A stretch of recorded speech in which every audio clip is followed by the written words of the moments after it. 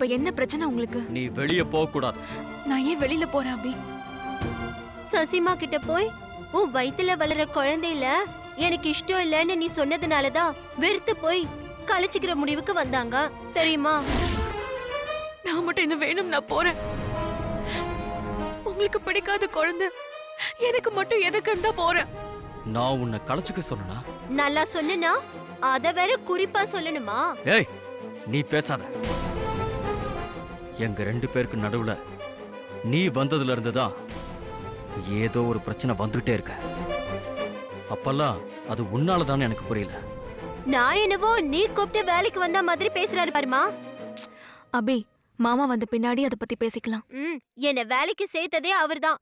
அதனாலதான் அவர் வரட்டும்னு நானும் பேசாம இருக்கேன். அப்பா ஃப்ரெண்டு மூலமா வந்ததுனாலதான் நானும் உன்னை ஒண்ணும் பண்ணாம இருக்கேன். அம்மா ஒண்ணுமே பண்ணலையா பாருமா. ஏய், இப்படி வளவளன்னு குழகுழன்னு பேசுறதெல்லாம் வேண்டாம். நீ கிளம்பு. எங்க கிளம்பணும்? எங்க இருந்து வந்தியோ அங்கேயே போய் சேர். அவளுக்குன்னு யாருமே இல்லங்க. அவ எங்க போவா? நீ கொஞ்சம் பேசாம இரு. ஏய், நீ வெளியே போ அபி. போயிட்டு அப்பா வந்ததுக்கு அப்புறம் வா. போ. அபி, ஐயோ அபி, உள்ள எங்க போற? என் துணிமணி எல்லாம் எடுத்து வைக்க போறேன். அபி, பரவாயில்ல சசிமா, நான் போனா உன் வாழ்க்கை நல்லா இருக்கும்ல, அதுவே எனக்கு போதும். நான் போறேன். இப்போ உனக்கு சந்தோஷமா? அபி,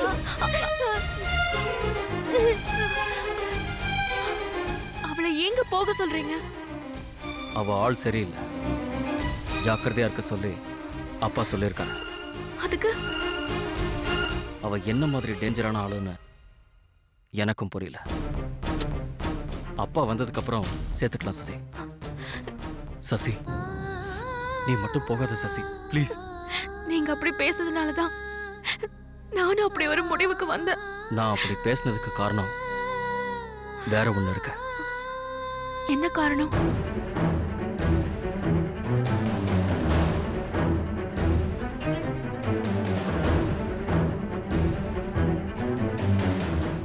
உன் கர்ப்பத்துக்கு நான் காரணம் இல்ல. என்ன சொல்றீங்க? கோவப்படாத சசி, நான் சொன்னது நிஜம். உன் கர்ப்பப்பைக்கு 4 மாசத்துக்கு முன்னாடியே கர்ப்பத்தோட வளையம் போட்டாச்சே. என்ன சொல்றீங்க? எனக்கு எனக்கா?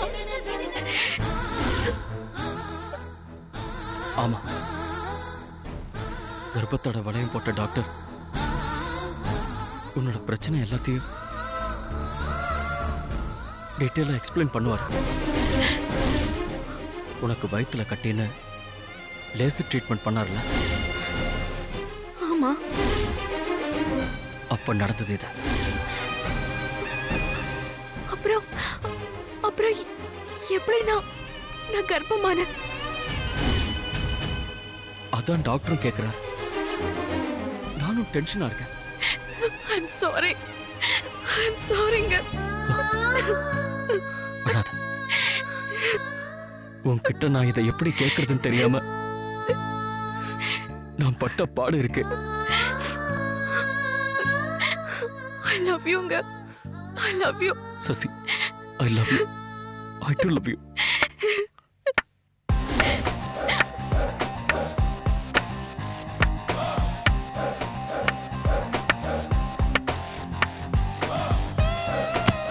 ரெண்டு பேரும் ஒண்ணு சேர்ந்துட்டீங்களா? Very good.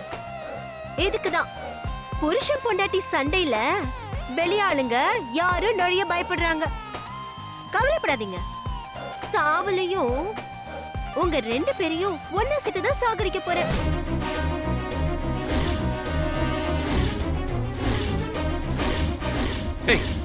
என்ன பேசுற நீ? சாவா? ஆமா, ஆனா உங்க சாவுக்கு ஒரு 7 மாசம் நீங்க வெயிட் பண்ணணும். ஏன்னா இப்ப வயித்துல இருக்கிற எங்க பாஸோட குழந்தை பிறந்ததும் உங்களை மேல அனுப்பிடுவேன். பாஸா? யாரு பாஸ்? அவர் குழந்தை என் வயித்துல எப்படி வந்தது?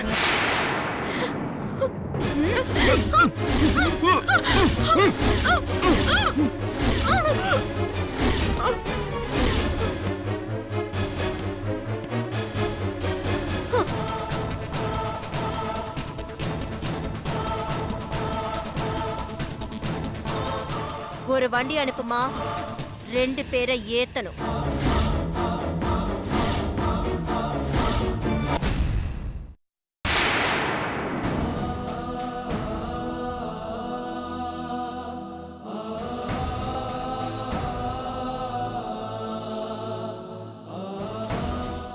Vishwamurthy, Vishwamurthy. Uncle, uncle, doctor வந்திருக்காரு.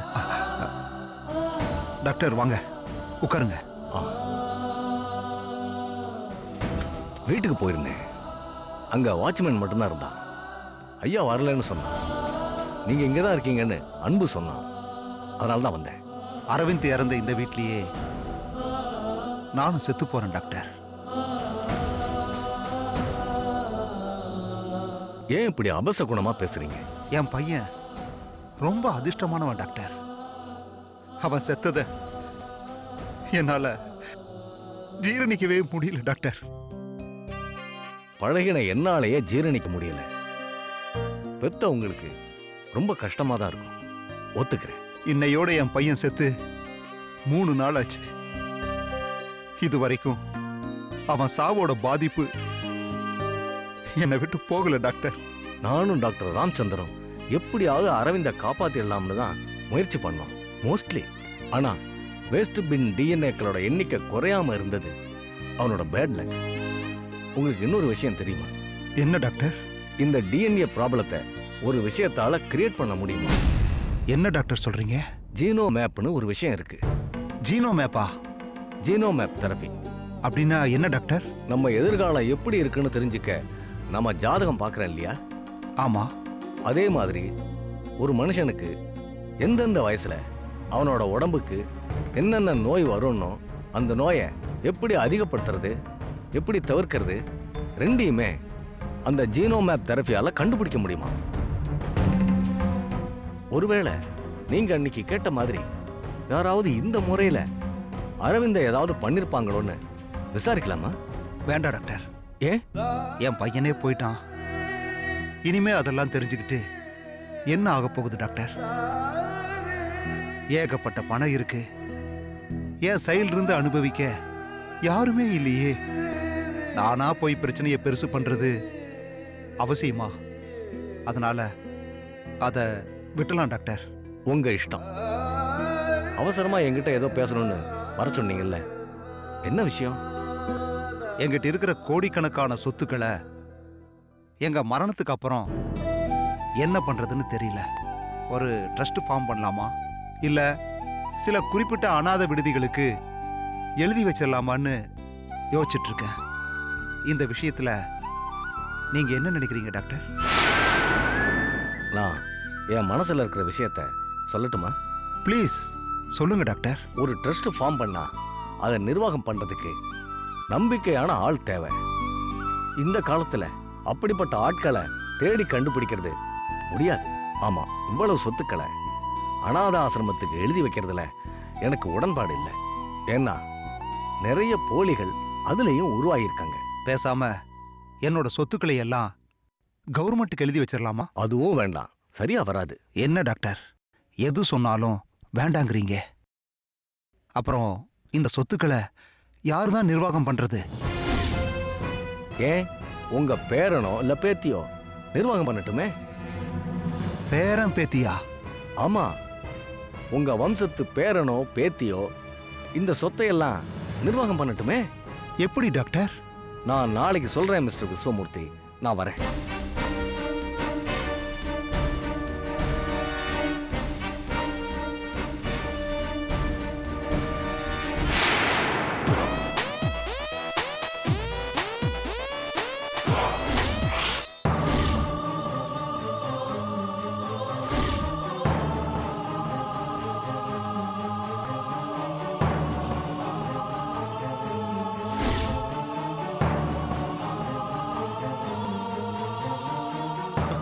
ஹலோ, இங்க யாராவது இருக்கீங்களா?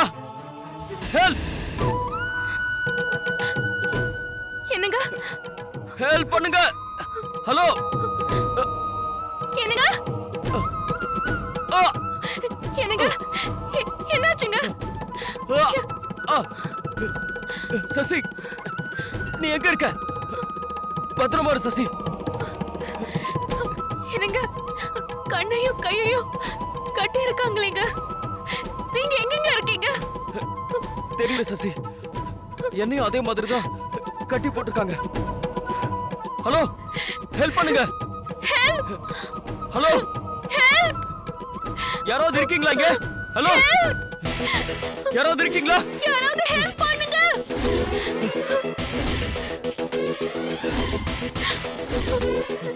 என்ன மன்னிச்சிருங்க. ஏன் சசி? நீங்க அவ்வளவு தூரம் சொல்லியும் நான் கேட்காம அபிராமிக்கு சப்போர்ட் பண்ணி பேசினேன். நான் தான் சொன்னல சசி, அவ கெட்டவ. தப்பு என்னோடது தாங்க. அப்ப எனக்கு புரியல. சரி, அதை விடு. நாம இப்போ இங்க இருந்து தப்பிக்கணும். அது எப்படின்னு பார்க்கணும். ஹலோ, யாராவது இருக்கீங்களா? காப்பாத்துங்க. ஹலோ, நீங்க எவ்வளவு கத்துனாலும் இங்க இருந்து தப்பிக்க முடியாது. அபிராமி! அபிராமி, அபிராமி, நீ ஏன் இப்படி பண்ற? நானே தான். Thank you mister Mukundan. எதுக்கு தேங்க்ஸ் சொல்ற? என்ன கெட்டவன்னு சொன்னீங்க. இப்போ அவுத்து விடுன்னு ரெக்வெஸ்ட் பண்ணதும் நான் அவுத்து விட்டுருவேன்னு நினைச்சீங்கல்ல, அதுக்கு. ஆனா for your kind information, நீங்க நினைக்கிற அளவுக்கு நான் கெட்டவளா கிடையாது. அது தெரியுமா? அபிராமி, என்ன சுசிமா? உன் மேல நான் எவ்வளவு நம்பிக்கை வச்சிருந்தேன். நீ இப்படி பண்ணலாமா? சுசிமா, நான் உங்களுக்கு நல்லதுதாம்மா பண்ணிருக்கேன். எது நல்லது?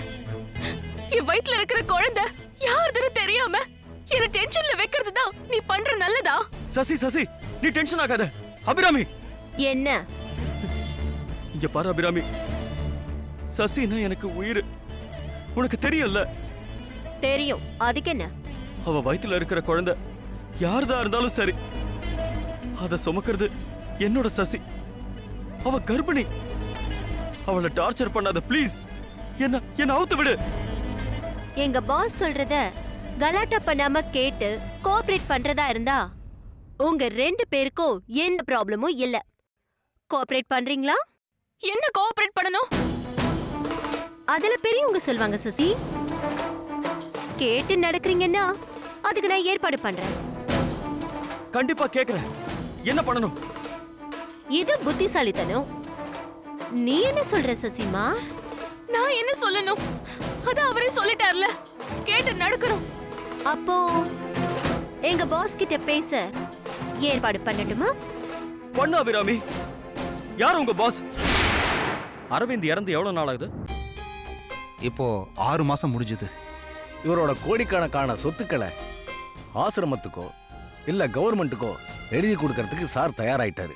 நான் தான் ராம் சார் கிட்ட அரவிந்தோட உயிரணு ரிசர்வ் பண்ணி வச்சிருக்கிற விஷயம் ஞாபகம் வந்து விஸ்வமூர்த்திக்கு ஒரு பேரனோ பேத்தியோ பிறந்து அந்த சொத்தை அனுபவிக்கட்டுமேன்னு சொன்னேன்.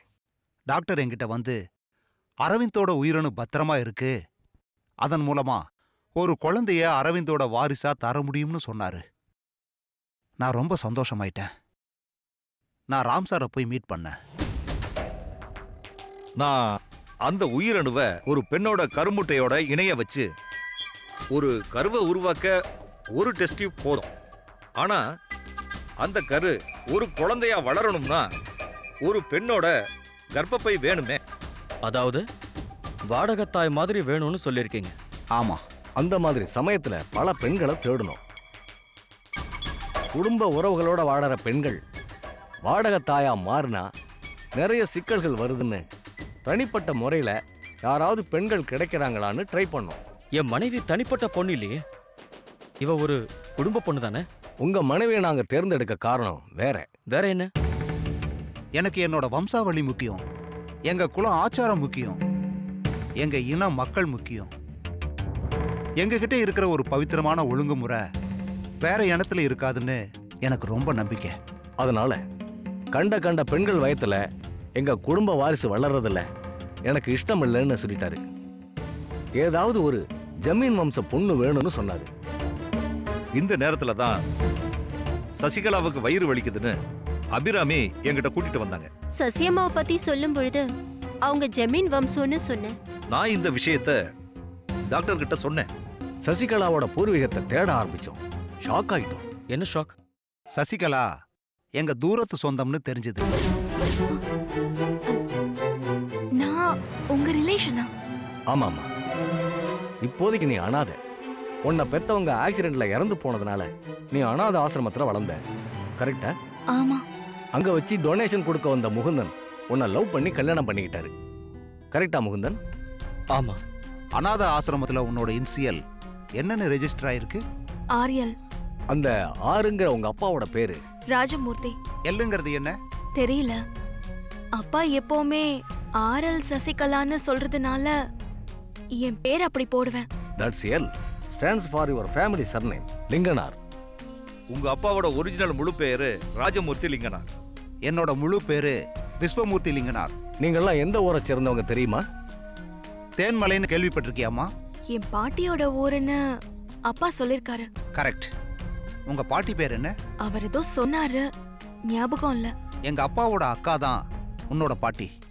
பேரு குசலாம்பாள். கரெக்டா?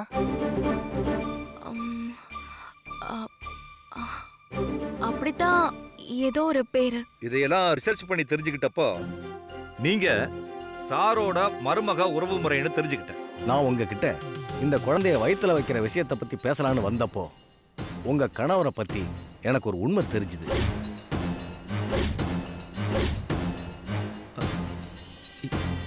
என்ன பத்தியா? ஆமா சார். என்ன பத்தி உங்களுக்கு என்ன தெரிஞ்சது? உங்க மனைவிக்கு தெரியாம நீங்க வேற ஒரு பொண்ணை ஆபீஸ்ல மெயின்டைன் பண்ணிட்டு இருந்தது தெரியும். காரணம் என்னன்னு விசாரிச்சப்போ உங்க மனைவிக்கு வயித்துல கர்ப்பப்பையில புற்றுநோயினும் அதனால வெக்ஸ் ஆன நீங்க உங்க ஸ்டெனோவோட ரிலேஷன்ஷிப் மெயின்டைன் பண்றீங்கன்னு கண்டுபிடிச்சோம். தொடர்ப இன்னும் நீங்க விடலையா? இல்ல சசி, நான் சுத்தமா அவகிட்ட பேசுறதே இல்ல. போன வாரம் நீங்க அவளுக்கு சாரி வாங்கி கொடுத்தது எந்த கடையில அபி? டி நகர் கரும்பு ஜூஸ் கடை பக்கத்துல. சாருக்கு தெரியுமே. இதுக்காக தான் நீங்க அந்த ரிசர்ச்சுக்கு சேலத்துக்கு போக கூடாதுன்னு தடுத்து வீட்லயே இருக்க சொன்னேன். ஐயோ, அப்படியே அவ கூட தொடர்பு இருக்கா? ஐயோ சசி, அத விடு. அவ என்கிட்ட ஆபீஸ்ல வேலை செய்யறவ. அவளை நான் அனுப்பிடுறேன். நாம நம்ம பிரச்சனைய வீட்ல போய் பேசி தீர்த்துக்கலாம். இப்போதைக்கு இவங்க பிரச்சனையை பேசுவோம். என்ன சார் உங்க ப்ராப்ளம்? இவங்க யார் பணத்தையும் சேவ் பண்றதுக்காக என் ஃபேமிலியை வாட்ச் பண்ணி டார்ச்சர் பண்றீங்க. இப்படி என்னைக்காவது ஒரு நாள் சண்டை வந்துடுன்னு சார் என்கிட்ட முன்னாடியே சொன்னாரு. ஏன்னா எங்க வம்சத்துல தப்பான விஷயங்களை பொறுத்துக்க மாட்டோம். டைவர்ஸ் ஆயிடும்னு சொன்னேன். அதனால யாருக்கும் தெரியாம அரவிந்தோட உயிரணுவை சசியோட வயித்துல வச்சோம். எப்ப நடந்தது இது? நீ வயித்து வலின்னு சொன்னப்போ நான் உன்னை கூட்டிட்டு போனல, அப்பவே உனக்கு மயக்க மருந்து கொடுத்து பண்ணிட்டாங்க. என்னோட கர்ப்பப்பையில புற்றுநோய் இருக்குன்னு சொன்னது அது கூட லேசா இருந்தது. லேசர் ட்ரீட்மெண்ட்ல ஏற்கனவே கிளியர் பண்ணிட்டாங்க. பேலன்ஸை டேப்லெட்ல கிளியர் பண்ணலாம். 100க்கு 1.5% தான் ப்ராப்ளம். அதனால குழந்தைக்கு பாதிப்பாகாதா? ஆகாது. அதனால 2 பேரும் கொஞ்சம் கோஆபரேட் பண்ணுங்க. இல்ல சார், நான் இந்த விஷயத்துல கோஆபரேட் பண்ண மாட்டேன். சசி, வா போலாம். ஏன் நிக்கிற சசி? வா போலாம். நீங்க அவ கூடவே போய் வாழுங்க. நான் இந்த குழந்தையை பெத்து கொடுத்துட்டு செத்துருவேன். ஏன் இப்படி இந்த திடீர் முடிவு? நீங்க அவ கூட போய் சந்தோஷமா வாழுங்க.